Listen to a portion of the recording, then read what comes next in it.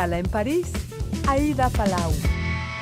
Bienvenidos a todos a este programa de Radio Francia Internacional y de France 24. Hoy dedicamos este espacio a algo que fascina tanto a mayores como a pequeños, los dinosaurios, y para ello viajamos al pasado, a la época en la que los continentes estaban reunidos en uno solo, Pangea, al periodo del Triásico, hace millones de años, y para hablarnos del tema, qué mejor que recibir en escala en París a una de las paleontólogas que más sabe sobre este periodo, la argentina Julia de Sojo. Muchísimas gracias y bienvenida. Muchas gracias por la invitación. Paleontóloga, investigadora del CONICET, que es el Consejo Nacional de Investigaciones Científicas y Técnicas en Argentina, y también profesora en la Universidad de La Plata. Julia, ¿por qué fascinan tanto los dinosaurios? Qué buena pregunta, porque fueron súper diversos, abundantes, fueron los reyes durante 150 millones de años en los ambientes continentales, en toda esa Pangea, en esa tierra que después se fue fragmentando. Fueron los más diversos, con formas de 4 patas, 2 patas, de pequeño a gran tamaño, herbívoros, carnívoros, totalmente los reyes. ¿Y a usted también le fascinaban de pequeña, por eso decide ser paleontóloga? Me fascinaron más los cocodrilos, en realidad, que los dinosaurios. Pero bueno, realmente lo exitosos que han sido te permiten entender cómo fue ese momento en el pasado, ¿no? Y vamos justamente a hablar de ese momento. Los dinosaurios vivieron sobre todo en el periodo Jurásico-Cretácico, pero el anterior, el Triásico, que duró desde hace 250 millones de años hasta 200 millones de años, y del que usted además es especialista, es clave, ¿no? Porque allí se originan todos los linajes de los vertebrados que llegan hasta nuestros días, como las tortugas, los cocodrilos, los lagartos y también los primeros dinosaurios. ¿Cómo eran esos primeros dinosaurios? Bueno, exactamente ese momento fue clave porque hubo una extinción permotriásica, entonces muchos nichos ecológicos quedaron libres y todos los vertebrados que aparecieron y pudieron pasar, los peces, los anfibios, que ya se habían originado previamente, se dispersaron y se diversifican los primeros reptiles y los arcosaurios. Y entre ellos están los primeros dinosaurios, que en el Triásico ya se conocen huellas al principio del Triásico, pero los precursores de los dinosaurios en el Triásico medio eran de pequeños tamaños, de 50 centímetros, pero ya tenían patas más largas posteriores que las anteriores, apoyaban sobre dedos. Y ya en el Triásico tardío, unos 230 millones de años, más o menos. Casi nada. Empiezan a aparecer estos dinosaurios y ya con todas las dos grandes líneas, con los saurisquias y ornitisquias, con formas herbívoras, carnívoras. Pero ellos pueden pasar hacia el Jurásico, pero no así otras líneas de arcosaurios, donde solo pasan los cocodrilos. Los demás se extinguen todos. Y son los cocodrilos que además llegan hasta la época actual, ¿no? Serían como los animales más parecidos a los arcosaurios de hace 230 millones de años. Exactamente, los cocodrilos son de este linaje de arcosaurios. Dentro de los arcosaurios hay 2 grandes grupos, el que da a los dinosaurios con las aves y el que da a los precursores de los cocodrilos, que fueron muy diversos durante el Triásico, y los cocodrilos. Pero de ese grupo, solo los cocodrilos pasan al Jurásico y llegan a la actualidad. Entonces, los cocodrilos serían más parecidos a esos precursores, a esos ancestros arcosaurios. Y todo esto ocurre en Pangea. Para ubicarnos, explíquenos dónde estaba Pangea, que eran todos los continentes, digamos, en uno. Sí. ¿Dónde estaba ubicado en el globo? Paleogeográficamente. ¿Y a qué se parecía ese megacontinente? Mira, ese megacontinente ya se había formado en el Paleozoico, ¿sí? En el Carbonífero y Pérmico, y sufre esta extinción masiva volcánica que afecta mayormente a los animales marinos y al 75% de los animales continentales. Y en el Triásico empieza a fragmentarse entre un continente sur que es Gondwana, formado por América del Sur, África, India, Australia y Antártida, y Nueva Zelanda, y el subcontinente del norte, que estaban unidos en el Paleoecuador más o menos, que está formado por lo que hoy conocemos como América del Norte, Europa y Asia, sin India, porque India era parte de Gondwana. Después se fragmenta y va derivando hacia arriba, ¿no? Exactamente, porque después, bueno, empiezan a separarse todos estos continentes. Ya a finales del Triásico, la Pangea se empieza a abrir y de hecho se empieza a abrir lo que es el Atlántico Sur, ¿no? Empieza América del Sur a separarse de África. ¿Y cómo era ese mundo? ¿Hacía calor? ¿No había polos en realidad? Porque estaba todo concentrado más cerca del Ecuador, digamos, o un poco más abajo. Exactamente, no había esos polos que conocemos con ese hielo. Y era un momento de greenhouse, que se llama, cuando la temperatura era más de 10 grados que la actual. O sea que estamos pensando en una temperatura de 40 grados normalmente, lo cual favorecía a estos animales de sangre fría, ¿no? Y después, bueno, obviamente la derivación en animales de sangre caliente como son las aves y los mamíferos va relacionada también con un cambio climático. Y la formación de los polos es posterior, cuando se empiezan a separar y cambian las circulaciones oceánicas y demás. Usted viene de Argentina y allí se encuentran los mayores yacimientos paleontológicos de ese periodo, del Triásico, como San Juan, La Rioja.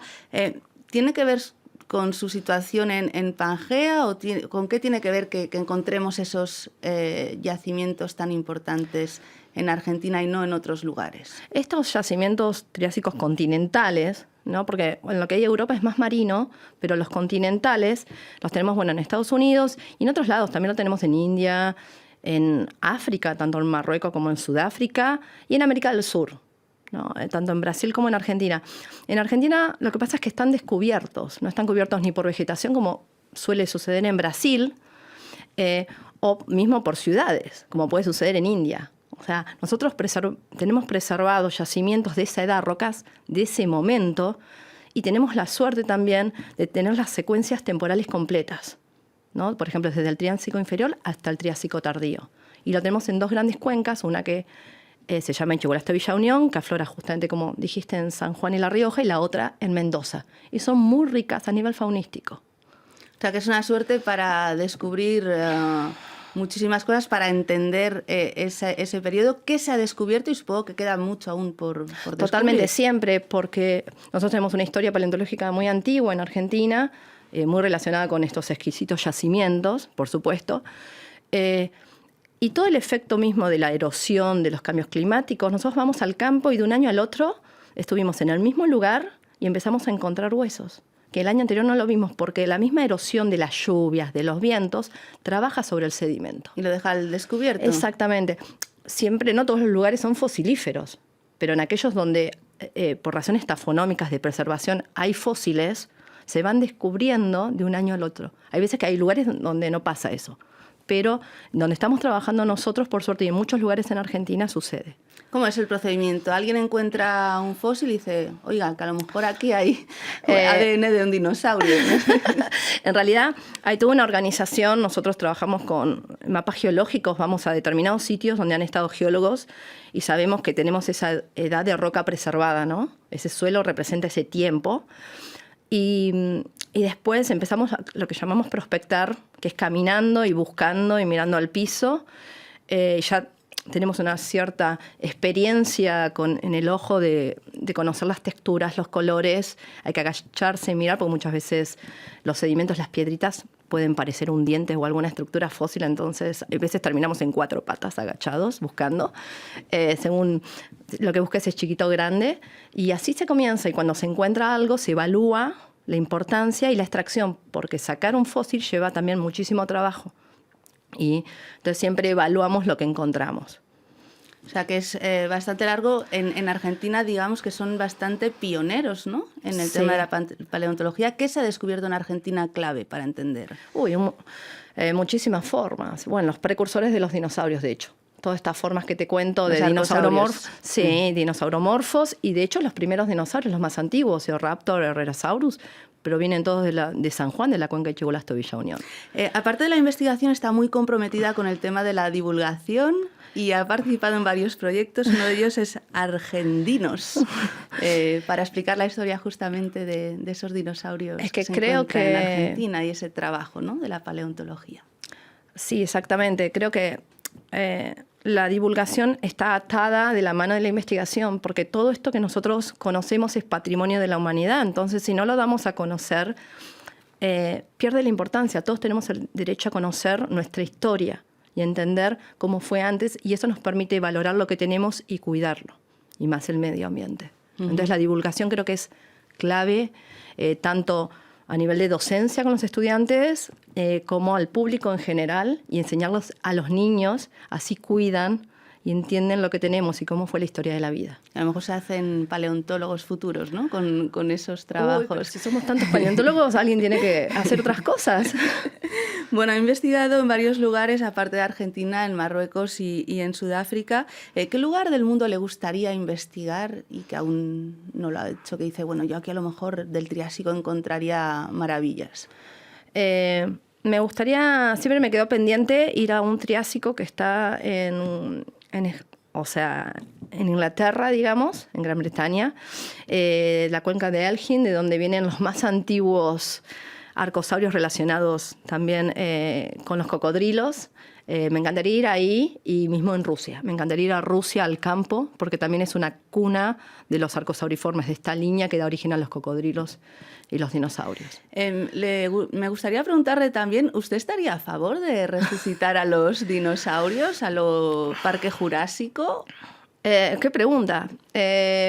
No sé si la vamos a pasar bien si lo resucitamos, porque fueron súper dominantes y diversos, y de hecho nosotros estamos acá porque ellos se extinguieron probablemente, porque cuando ellos se extinguen a finales de la era mesozoica, los mamíferos que ya se habían originado, igual que las aves, porque derivan de dinosaurios, pueden diversificarse, y de hecho los mamíferos hoy cumplen y ocupan todos esos nichos ecológicos en el ambiente terrestre que cumplían los dinosaurios. Así que no sé si estaría bueno para tener, nosotros, sí, un espinosaurio de 13 metros carnívoro andando por aquí. Pero científicamente es posible. Y siempre es un desafío. Y actualmente no lo veo tan probable porque cuesta mucho preservar todas las cadenas de ADN. Creo que la tecnología todavía no nos alcanza para eso, ni las preservaciones son tan excepcionales, pero bueno, uno nunca sabe. Bueno, pues Julia de Sojo, paleontóloga argentina, muchísimas gracias por haber venido hasta nuestros estudios y por esta entrevista tan instructiva. Bueno, muchísimas gracias por la invitación. Y muchísimas gracias a todos ustedes. Ya saben que nos pueden seguir por internet en rfimundo.com y en france24.com. Hasta pronto, amigos.